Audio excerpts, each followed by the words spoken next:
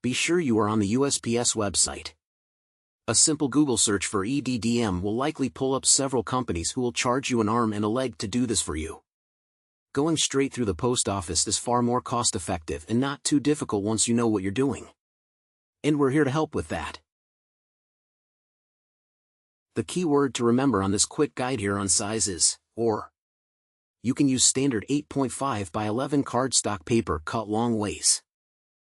Go to canva.com or click this link for your March EDDM file. 1. Click Share. 2. Select Download. 3. Choose Print PDF.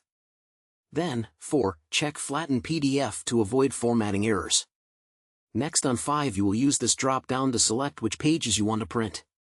Be sure to only select the front and back pages you will be printing. Step 6 you'll choose CMYK, which is the standard 4-ink print option, and lastly on Step 7 you will download your file. Email them your PDF or bring it in on a thumb drive for highest quality. Ask them to, please print, then enter the number of copies. I need them to be double-sided, in color, on cardstock, flipped on the short end. Then can you please cut them in half long ways and bundle them into stacks of 50? Thank you. Be sure to select to print on both sides and flip on the short side. You'll need to sort your EDDM into piles of 50 or 100 each. Check with your local post office prior to printing on their preference. Don't stress. You don't need to count if you plan ahead. Simply print 25 at a time. Then, when you cut them in half, you'll have your stack of 50. You'll be using a standard 8.5 by 11 inch paper. So, when cutting on the long edge, line up the paper at 4¼ inches. Check with the paper cutter. You have to gauge how many pages you should cut at a time for best results.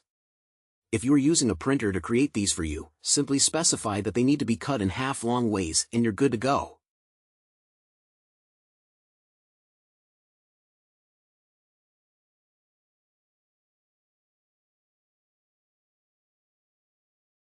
Be sure your age range is correct. Then you're looking for 50-50. That's at least 50% of your age group lives in that area and their income is $50,000 a year or more. If you have one area over and the other area is close, use your best judgment on whether or not to market to them. As you check off boxes of which areas you want to target, a total mail count and a total cost will generate for you to review. Next, you will sign into or create your account. Then, select a drop-off date. Be sure you will have all your printing done by this date. Click to download and print out your facing slips and your mailing statement. You will need a facing slip with each bundle and will need to fill out the date, total amount of mailing pieces per bundle, and total number of bundles. Reference your mailing statement for a list of how many pieces you need for each route you've selected.